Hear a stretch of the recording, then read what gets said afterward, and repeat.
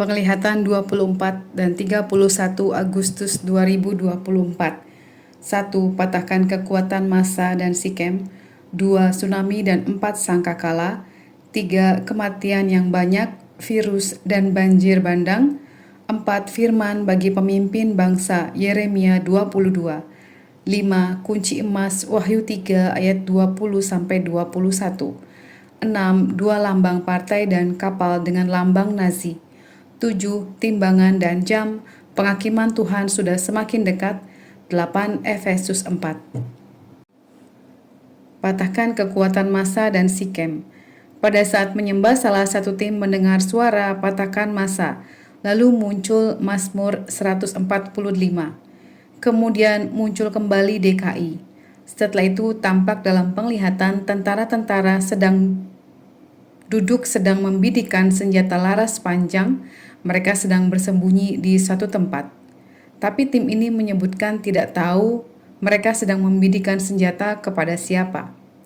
Pada saat terus berdoa, salah satu tim mendengar suara patahkan kekuatan Sikem. Tim ini menyebutkan perilaku yang buruk. Lihat Kejadian 34. Salah satu anak tim doa melihat ada truk terbuka, banyak orang di atasnya, tapi bagian kepalanya ditutup dengan tatapan mata kosong. Sepertinya mereka orang-orang yang baru ditangkap. Tsunami dan 4 sangkakala. Salah satu tim melihat Pulau Sumatera, lalu Pulau Jawa. Namun di Pulau Sumatera itu ada tulisan firman Yohanes 2. Pada saat terus berdoa, salah satu tim mendengar sebuah kata tsunami, lalu tampak kepulauan Indonesia dengan perairannya yang naik. Lalu tim meminta belas kasih Tuhan bagi keselamatan. Kemudian salah satu tim melihat tampak tim doa di dataran tinggi, lalu ada 4 sangkakala yang dibunyikan ke atas dengan posisi 4 penjuru mata angin. Sangkakala ini dibunyikan bersahut-sahutan, menyerukan Tuhan Yesus akan segera datang. Persiapkanlah jalan bagi Dia Raja yang akan datang. Kematian yang banyak, virus dan banjir bandang. Pada saat menyembah, tampak tulisan firman Mazmur 29. Kebesaran Tuhan dalam badai.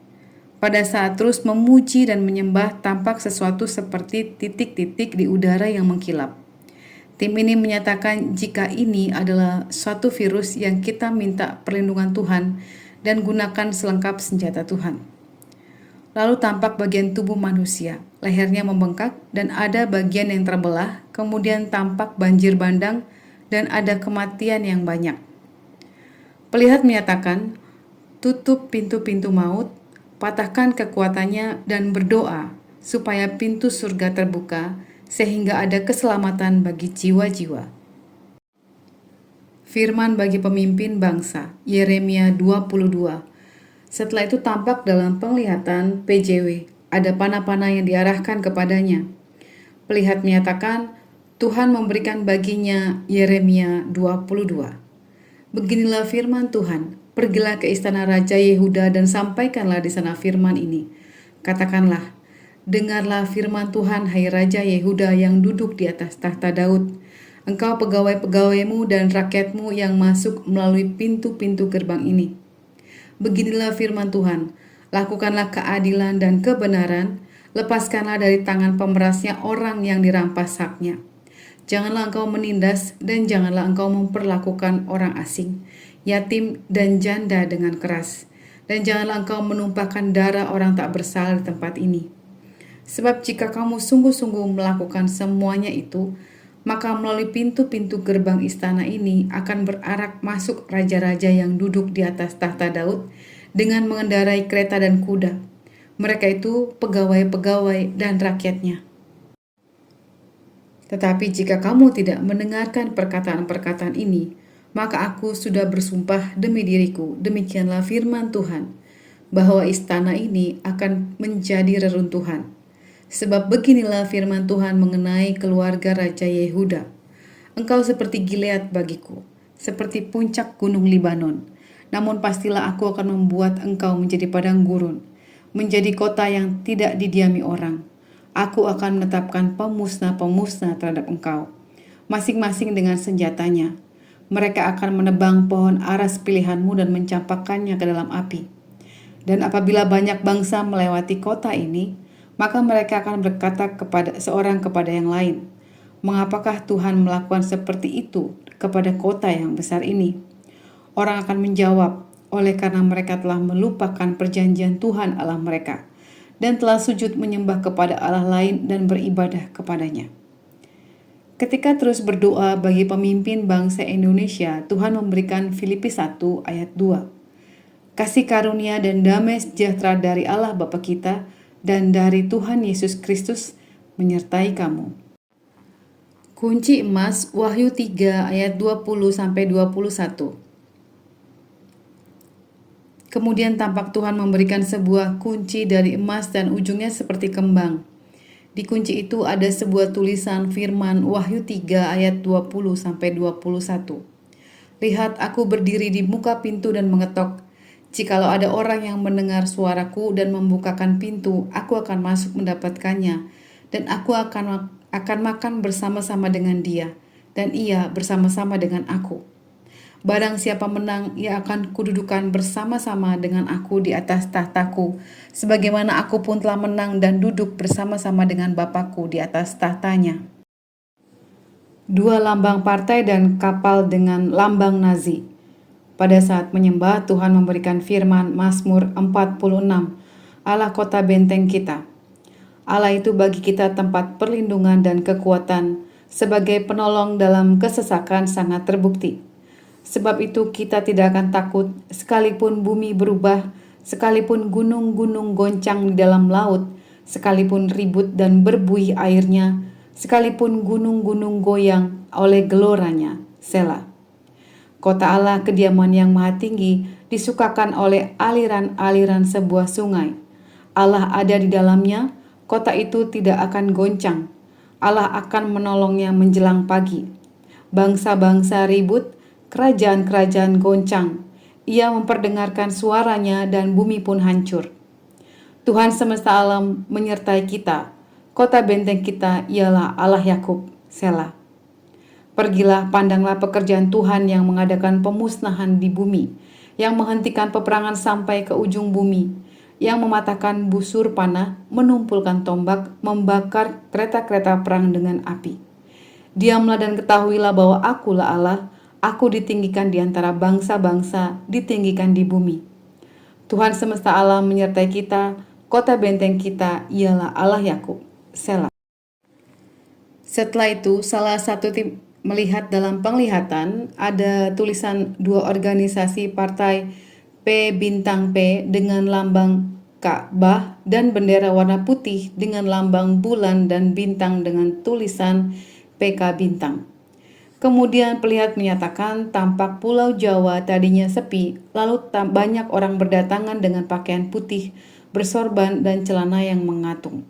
Datangnya dari pulau-pulau lain dan paling banyak dari ujung Sumatera, Aceh. Lalu tim ini mendengar patahkan roh anarkis.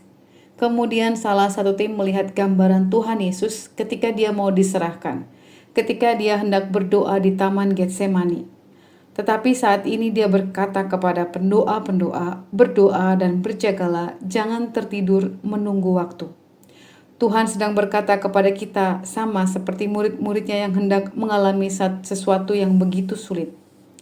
Setelah itu tampak satu kapal yang sangat besar di lautan menuju Indonesia. Di samping kiri kanannya ada lambang Nazi dan pakaian tentara itu sama seperti pakaian tentara Cina. Di bagian lantai kapal yang paling bawah tampak tentara-tentaranya memegang senjata seperti berjaga-jaga, dan di hadapan kapal itu ada Pulau Kalimantan. Setelah itu salah satu tim mendengar suara, patahkan okultisme di bangsa ini. Timbangan dan jam, penghakiman Tuhan semakin dekat. Kemudian salah satu tim melihat gelembung-gelembung di udara. Lalu tim ini juga melihat PPS memakai jas hitam berkemeja putih dengan dasi merah, tapi dia memakai mahkota dan wajahnya seperti sinis. Lalu tampak juga Paus dari Vatikan menggunakan mahkota yang sama dengan PPS. Lalu tampak tulisan Wahyu 16. Dan aku mendengar suara yang nyaring dari dalam bait suci berkata kepada ketujuh malaikat itu, "Pergilah dan tumpahkanlah ketujuh cawan murka Allah itu ke atas bumi." Maka pergilah malaikat yang pertama dan ia menumpahkan cawannya ke atas bumi. Maka timbullah bisul yang jahat dan yang berbahaya pada orang yang memakai tanda dari binatang itu dan yang menyembah patungnya. Dan malaikat yang kedua menumpahkan cawannya ke atas laut, maka airnya menjadi darah, seperti darah orang mati, dan matilah segala yang bernyawa, yang hidup di dalam laut. Dan malaikat yang ketiga menumpahkan cawannya atas sungai-sungai dan mata-mata air, dan semuanya menjadi darah. Dan aku mendengar malaikat yang berkuasa atas air itu berkata, "Adil engkau, engkau yang ada dan yang sudah ada, engkau yang kudus yang telah menjatuhkan hukuman ini. Karena mereka telah menumpahkan darah orang-orang kudus dan para nabi, engkau juga telah memberi mereka minum darah. Hal itu wajar bagi mereka." Dan aku mendengar mesbah itu berkata, "Ya Tuhan Allah yang Maha Kuasa, benar dan adil segala penghakiman-Mu." Dan malaikat yang keempat menumpahkan cawannya ke atas matahari, dan kepadanya diberi kuasa untuk menghanguskan manusia dengan api. Dan manusia dihanguskan oleh panas api yang dahsyat, dan mereka menghujat nama Allah yang berkuasa atas malapetaka itu, dan mereka tidak bertobat untuk memuliakan Dia. Dan malaikat yang kelima menumpahkan cawannya ke atas tahta binatang itu, dan kerajaannya menjadi gelap, dan mereka menggigit lidah mereka karena kesakitan. Dan mereka menghujat Allah yang di sorga karena kesakitan dan karena bisul mereka. Tetapi mereka tidak bertobat dari perbuatan-perbuatan mereka. Dan malaikat yang keenam menumpahkan cawannya ke atas sungai yang besar, sungai Efrat, lalu keringlah airnya, supaya siaplah jalan bagi raja-raja yang datang dari sebelah timur. Dan aku melihat dari mulut naga dan dari mulut binatang dan dari mulut nabi palsu itu keluar 3 roh najis yang menyerupai katak. Itulah roh-roh setan yang mengadakan perbuatan-perbuatan ajaib. Dan mereka pergi mendapatkan raja-raja di seluruh dunia untuk mengumpulkan mereka guna peperangan pada hari besar, yaitu hari Allah yang Maha Kuasa. Lihatlah, aku datang seperti pencuri. Berbahagialah dia yang berjaga-jaga dan yang memperhatikan pakaiannya, supaya ia jangan berjalan dengan telanjang dan jangan kelihatan kemaluannya. Lalu ia mengumpulkan mereka di tempat yang dalam bahasa Ibrani disebut Harmagedon. Dan malaikat yang ketujuh menumpahkan cawannya ke angkasa, dan dari dalam bait suci kedengaranlah suara yang nyaring dari tahta itu, katanya, "Sudah terlaksana."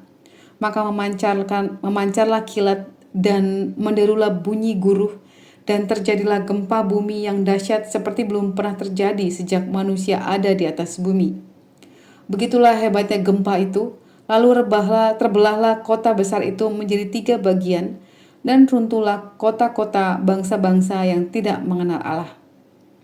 Maka teringatlah Allah akan Babel yang besar itu untuk memberikan kepadanya cawan yang penuh dengan anggur kegeraman murkanya. Dan semua pulau hilang lenyap, dan tidak ditemukan lagi gunung-gunung. Dan hujan es besar seberat 100 pon jatuh dari langit menimpa manusia. Dan manusia menghujat Allah karena malapetaka hujan es itu, sebab malapetaka itu sangat dahsyat.